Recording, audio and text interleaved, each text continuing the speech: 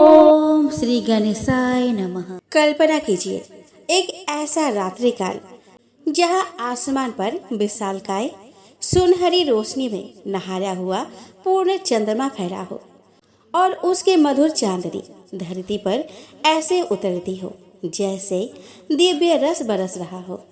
पूर्णिमा व्रत सिर्फ एक व्रत नहीं बल्कि आत्मा की प्यास को शांत करने का एक अद्भुत अवसर है जो आपको आध्यात्मिक ऊर्जा से भर देता है।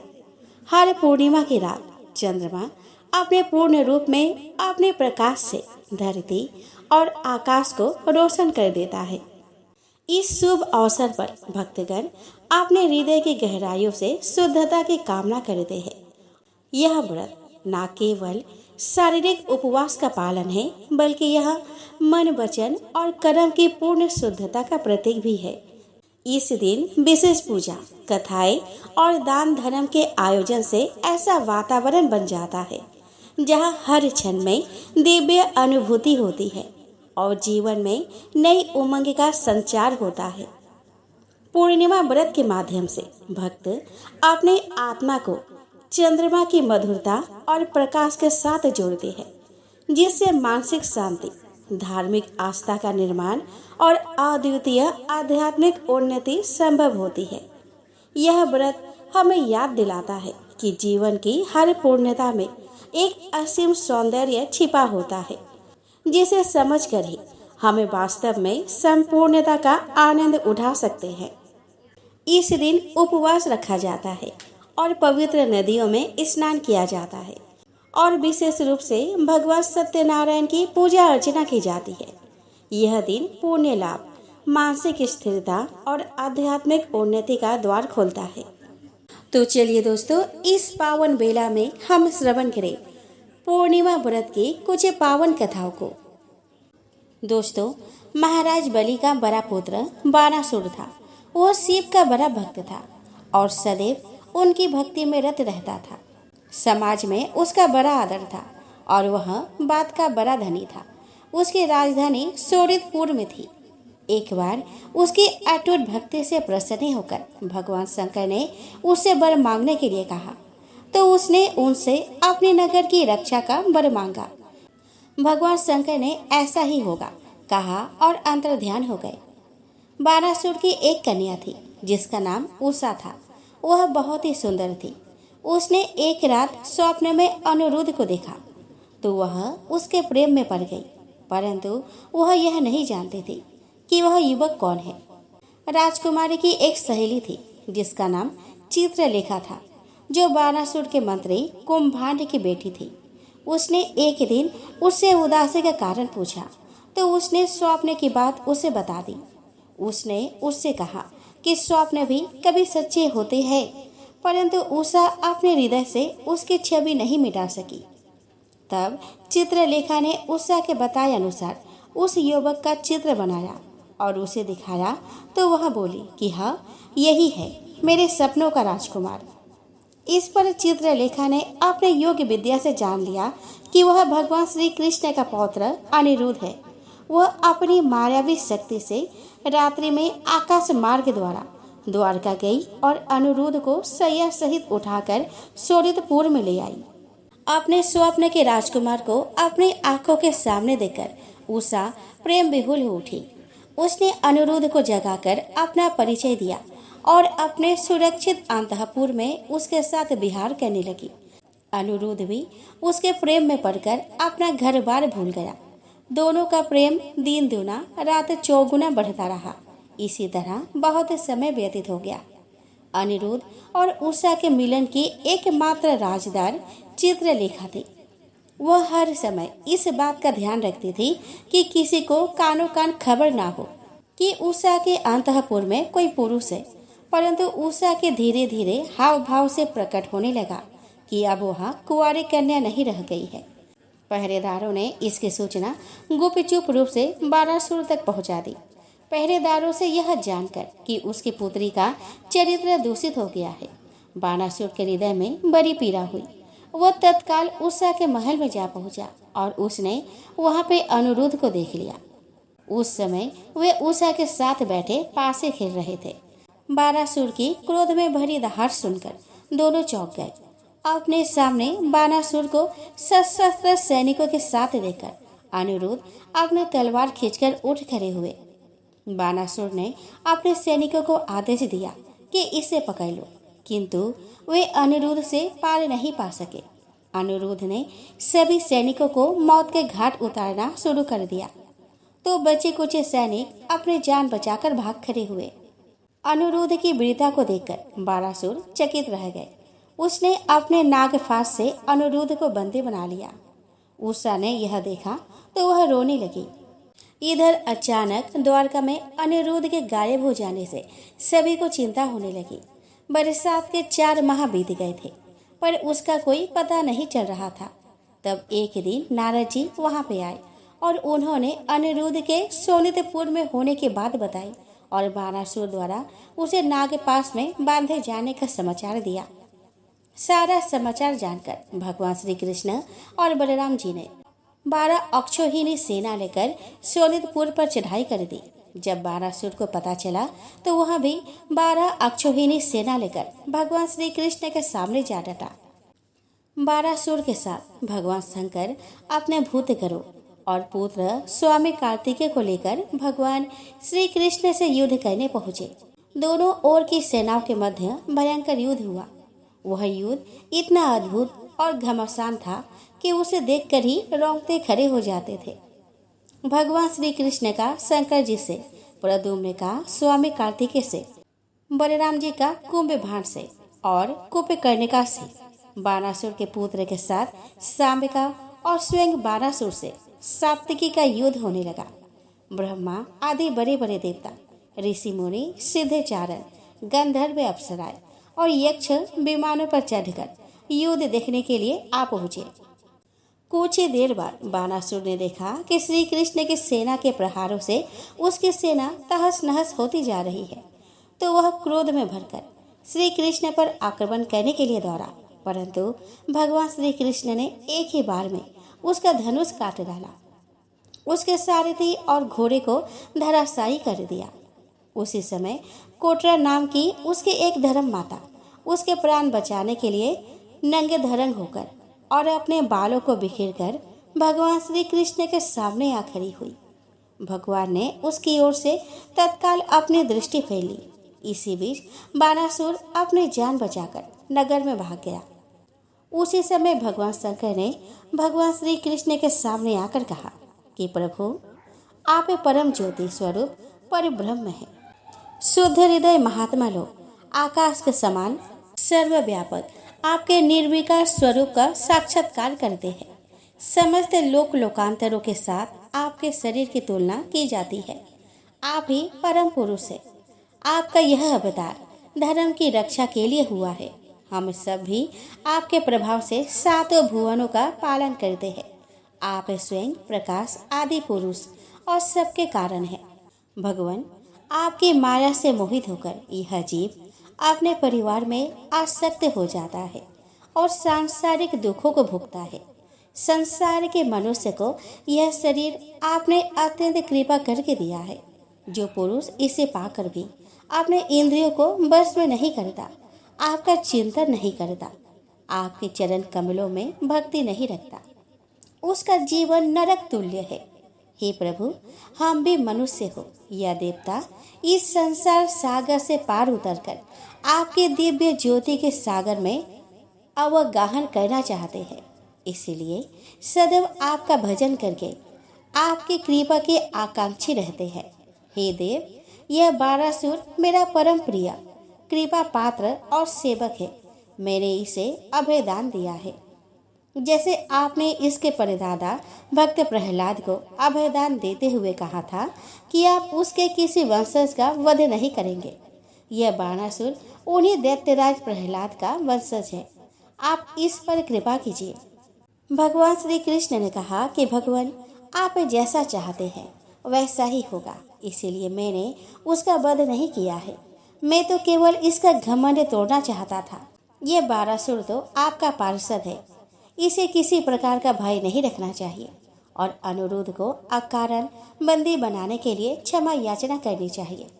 भगवान श्री कृष्ण से अभयदान पाते ही बाणासुर अपने साथ अनिरुद्ध और उषा को रथ पर बैठाकर लाया और भगवान श्री कृष्ण का प्रणाम कर उसने धरती पर माथा टेक कर उनसे क्षमा मांगी और उषा अनिरुद्ध को उन्हें सौंप दिया। उसके बाद भगवान श्री कृष्ण ने अपनी सेना के साथ भगवान शंकर से अनुमति लेकर द्वारका के लिए प्रस्थान किया। द्वारका में उनका भव्य स्वागत किया गया। शुभ मुहूर्त में भगवान ने उषा और अनिरुद्ध का विवाह संपन्न करा दिया। इस अवसर पर बाणासुर ने बहुमूल्य रत्नों का दान दहेज देकर वर वधू का आशीर्वाद दिया।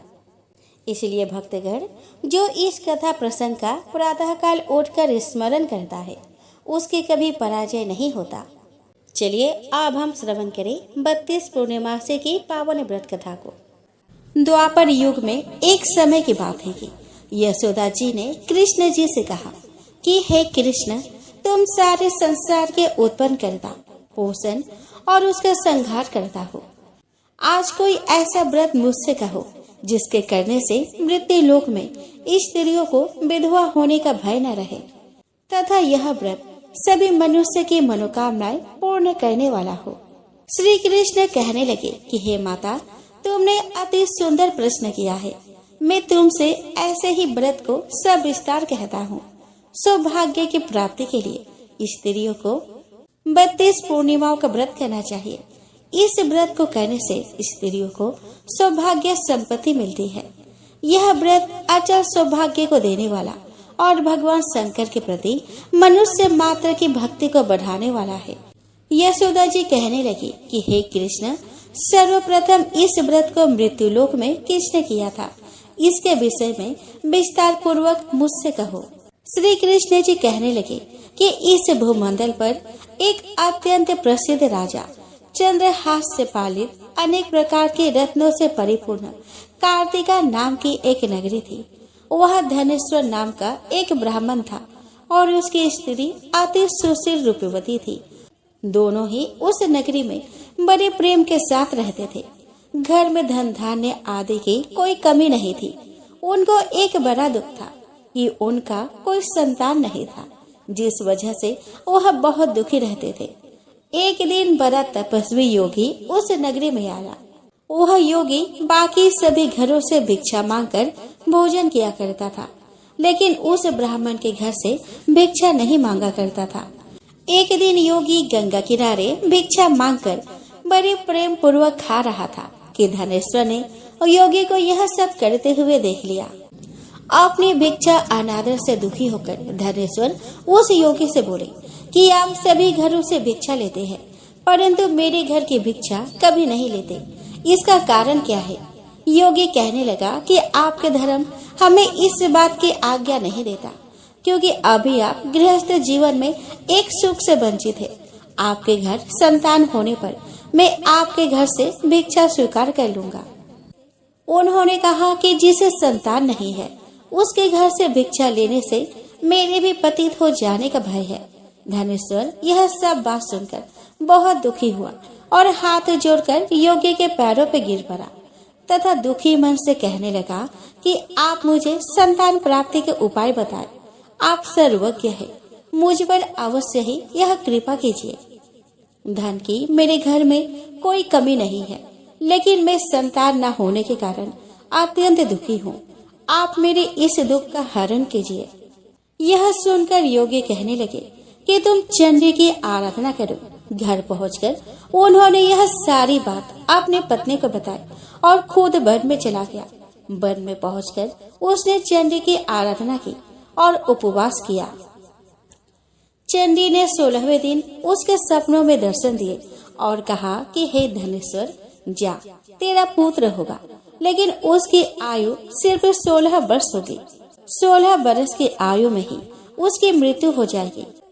अगर तुम दोनों स्त्री और पुरुष 32 पूर्णिमाओं का व्रत करोगे तो वह दीर्घायु हो जाएगा।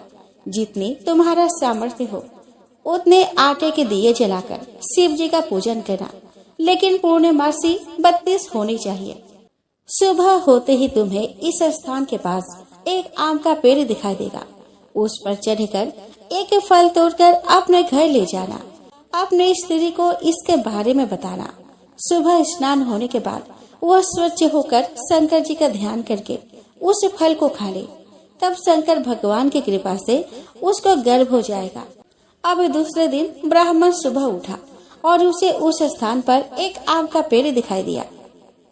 वह उस फल को तोड़ने के लिए चढ़ा, लेकिन वह पेड़ पर चढ़ नहीं पा रहा था। यह देखकर उसे बड़ी चिंता हुई। उसने भगवान गणेश की उपासना की और कहा कि हे दयानिधे, आपने भक्तों के विघ्नों का नाश करके उनके मंगल कार्य को करने वाले, दुष्ट का नाश करने वाले, रिद्धि सिद्धि देने वाले, आप मुझे इतना बल दे कि मैं अपनी मनोकामनाएं पूरी कर सकूं। इसके बाद वह पेड़ से फल तोड़कर अपने पत्नी के पास पहुंचा। उसके पत्नी ने पति के कहे अनुसार इस फल को खा लिया और वह गर्भवती हो गई। देवी की कृपा से उसे बहुत सुंदर पुत्र पैदा हुआ। उसका नाम उन्होंने देवीदास रखा। माता पिता के हर्ष और शोक के साथ वह बालक बढ़ने लगा। भगवान की कृपा से बालक बहुत ही सुंदर था, सुशील और पढ़ाई लिखाई में भी बहुत ही निपुण था। दुर्गा जी के कथन अनुसार उसके माता ने 32 पूर्णमासी का व्रत रखा। जैसे ही 16वां वर्ष लगा, दोनों पति पत्नी बहुत दुखी हो गए, कहीं उनके पुत्र की मृत्यु ना हो जाए। उन्होंने सोचा कि अगर उनके सामने यह सब हुआ तो वह कैसे देख पाएंगे। तभी उन्होंने देवीदास के मामा को बुलाया और 1 वर्ष के लिए देवीदास को काशी में पढ़ने के लिए भेज दिया। 1 वर्ष के बाद उसे वापस लेकर आ जाना। देवीदास अपने माता पिता के साथ एक घोड़े पर सवार होकर चल दिया। उसके मामा को भी यह बात पता नहीं थी। दोनों पति पत्नी ने 32 पूर्णिमासी का व्रत पूरा किया। दूसरी तरफ मामा और भांजा दोनों रात गुजारने के लिए रास्ते में एक गांव में रुके। उस दिन उस गांव में ब्राह्मण के कन्या का विवाह होने वाला था। जिस धर्मशाला में बर और बारात के बाकी लोग रुके हुए थे, उस धर्मशाला में देवीदास और उसका मामा ठहर गए।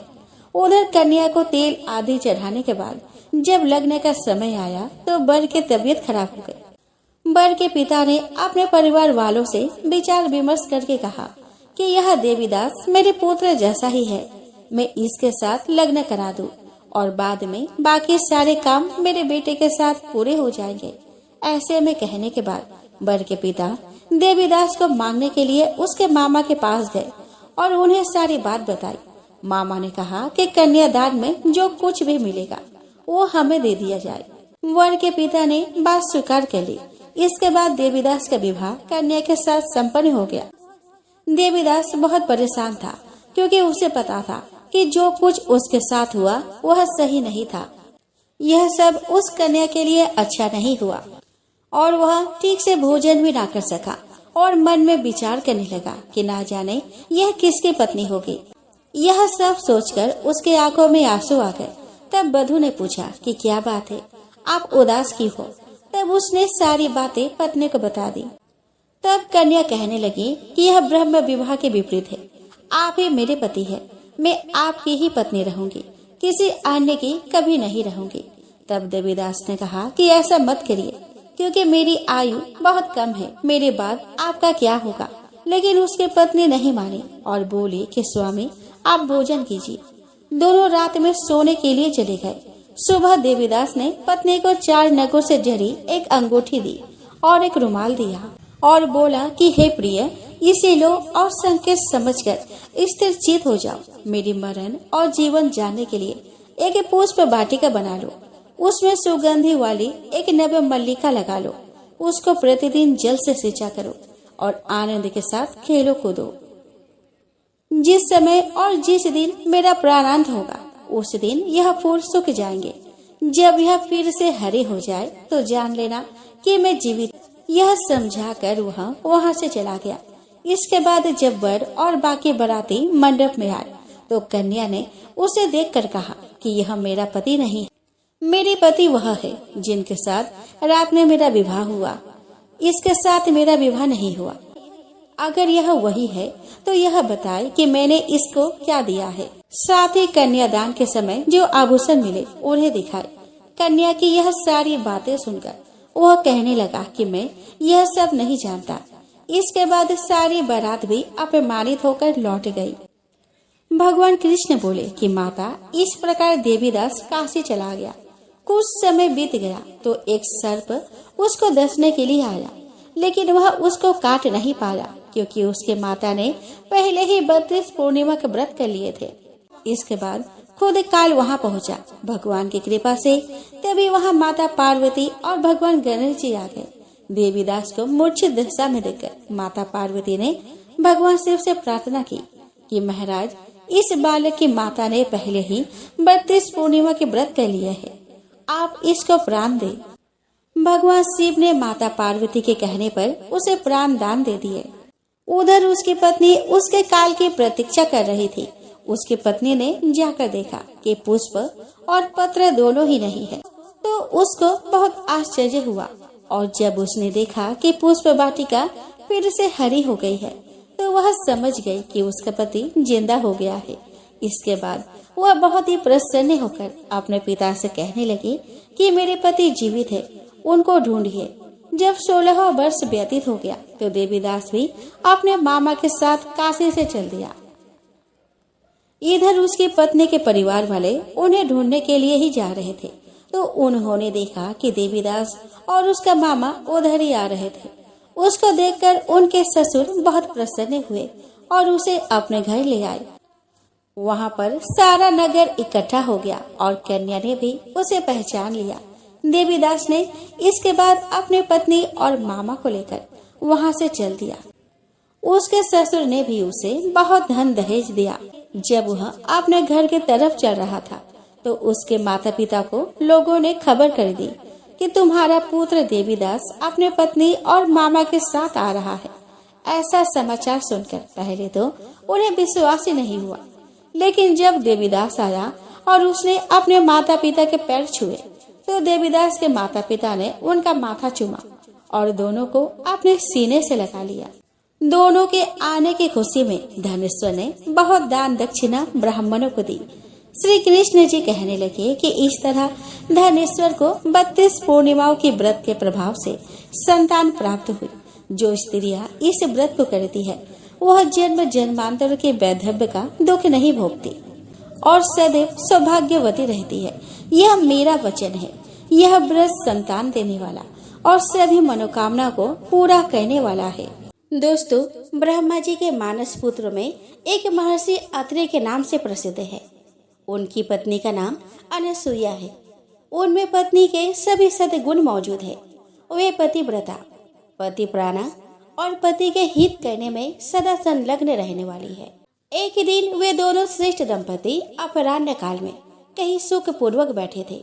उस समय मुनिवर अत्रि ने कहा कि प्रिय, चराचर प्राणियों सहित तीनों लोकों में तुम जैसी पतिव्रता स्त्री दूसरी नहीं है।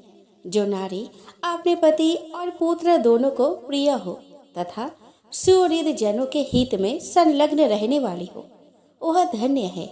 शास्त्रों का कथन है कि पुत्र से मनुष्य पुण्य लोक पर विजय पाता है, पुत्र से उसकी परम गति होती है।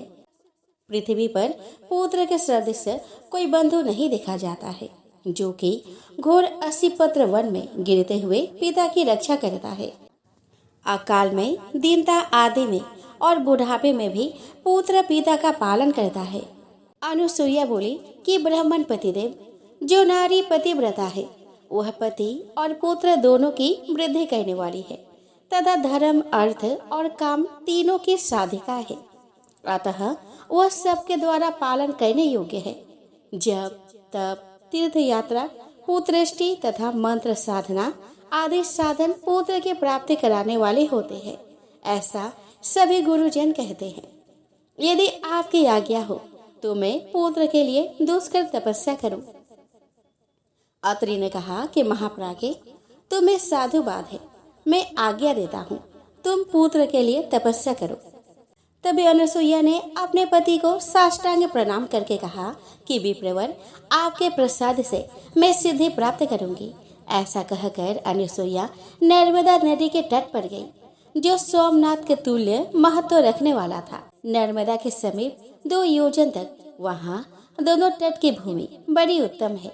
नर्मदा के उत्तर तट पर पहुंचकर अनुसुईया नियम पालन में संलग्न हुई। वह पत्ते चबाकर अथवा साग खाकर रहते और उत्तम स्त्रोतों द्वारा देवताओं की स्तुति करते थे। तब भगवान विष्णु, महादेव और ब्रह्मा जी एरंडी संगम में आए और ब्राह्मण का रूप धारण करके अनुसुईया के आगे खड़े होकर मंत्रोच्चारण करने लगे। अनुसुईया अर्घ्य देकर उठी और कहने लगी कि आज मेरा जन्म सफल हुआ और आज मेरी तपस्या सफल हो गई। ऐसा कहकर उन्होंने परिक्रमा की और प्रणाम करके कहा कि विप्रवरो, आज मैं दिव्य कंद, मूल और फल भोजन कराकर आप लोगों को तृप्त करूंगी। ब्राह्मण बोले कि सुब्रते, तुम्हारे दर्शन से ही हम तृप्त हैं। बताओ तुम किस लिए तप कर रही हो। अनुसुईया ने कहा कि ब्राह्मणों, तपस्या से स्वर्ग की सिद्धि होती है, तपस्या से उत्तम गति मिलती है और तपस्या से मनुष्य संपूर्ण मनोरथों को पूर्ण करता है।